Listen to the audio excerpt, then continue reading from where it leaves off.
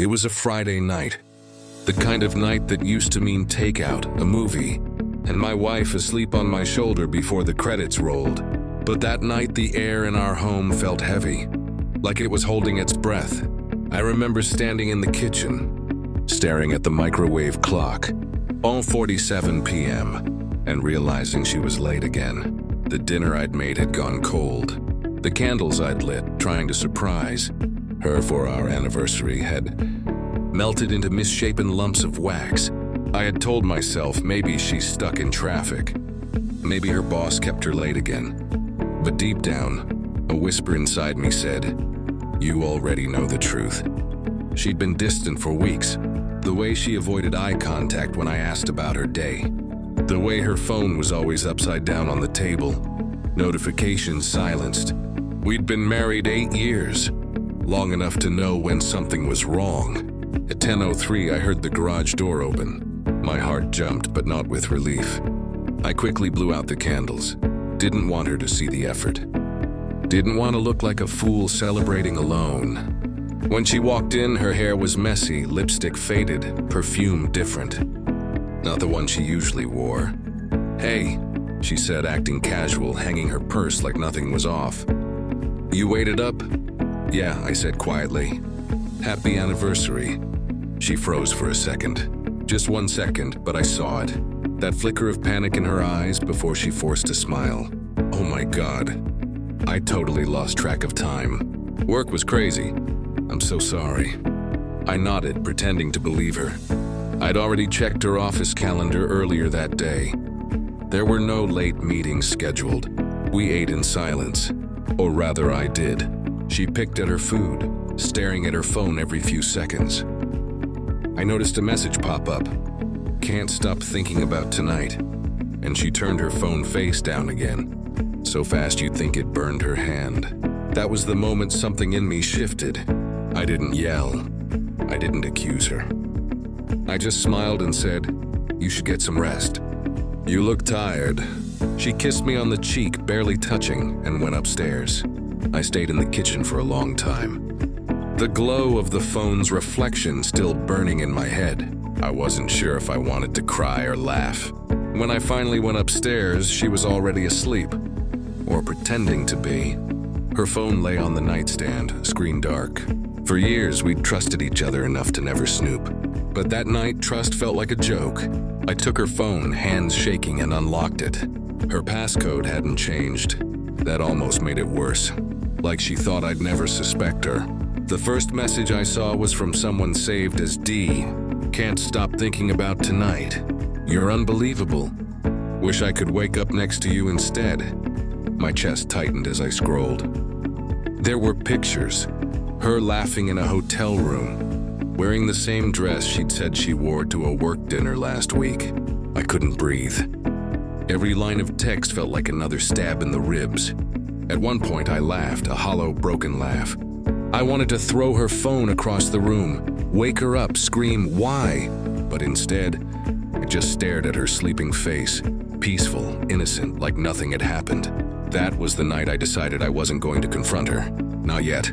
Revenge, I realized, would mean nothing if it was rushed. It had to hurt. It had to leave a scar. The next morning, I acted normal. Made coffee, kissed her goodbye before she left for work.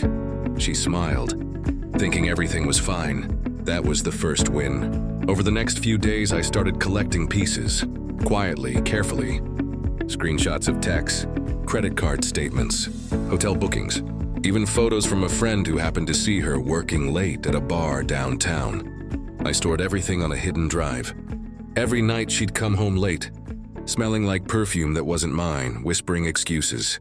And every night, I'd smile, say, "No worries, honey," and file away another piece of evidence. But revenge isn't just about evidence, it's about timing. One evening, I invited her parents over for dinner. She didn't suspect anything.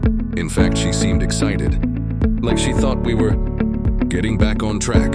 I cooked her favorite meal, roast chicken, with lemon and rosemary. Poured wine, laughed when her dad told old stories. Then halfway through dinner, I said, "Hey, can we watch something together? I made a little video about us, for old time's sake." She smiled, touched my hand. "That's sweet. I turned off the lights. The TV flickered on, and there it was. A slideshow of our photos, our wedding, our vacations, our anniversaries set to soft music. Everyone smiled. Even she smiled, until the music stopped. The next clip started. A hotel room. Her voice. Her laughter. The same perfume, her face. And the man, D. Her mother gasped. Her father stood up, shouting her name. She froze, pale as a ghost, eyes wide, lips trembling. I didn't say a word. I just sat there, staring at the screen, letting the silence do the talking. When it ended, I stood up, turned the lights back on, and said calmly, "I think dinner's over." She started crying, trying to speak, but her mother slapped her. Her father stormed out. I didn't stay to watch the rest. I just walked upstairs, packed a bag, and left the house. That night, I didn't cry. I didn't break anything. I drove to a motel and sat in the car for hours, just empty. I realized revenge didn't feel good. It didn't feel like victory. It felt like ashes. But then a thought crossed my mind. She'd built her comfort on lies. Our house, our savings, her reputation.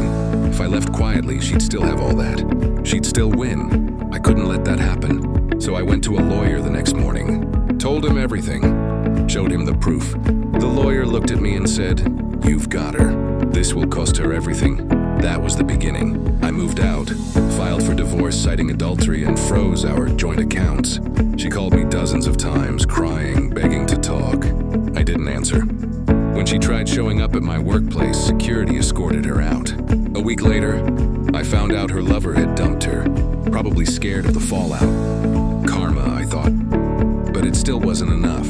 One night I uploaded that dinner video, the one I'd played in front of her parents, to a private drive. Then I sent the link anonymously to her boss. She lost her job 2 days later. She showed up at my door a week after that.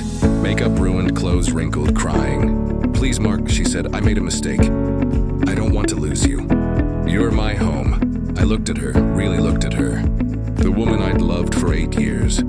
Now just a stranger wearing her face. "You lost me the night you lied," I said.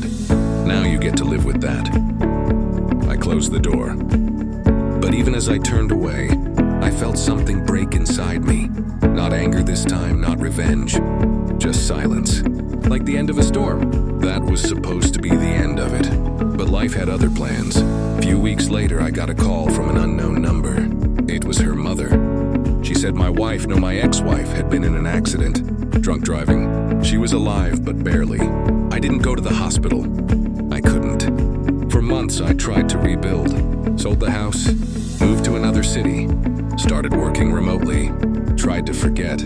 But forgetting isn't easy when you've loved someone so deeply that betrayal feels like a death. Sometimes I'd wake up at 2 a.m., remembering her laugh, and for a second, I'd almost forgive her until I remembered that video, that message, that lie. Then one night I got a letter. No return address, just my name written in her handwriting. Inside was a photo of us, our wedding day. On the back, a single line. If I could undo everything, I would. I stared at that photo for a long time. I didn't feel hate anymore, just a quiet sadness. Maybe revenge wasn't about making someone hurt. Maybe it was about letting them live with the truth. And sometimes that's the harshest punishment of all.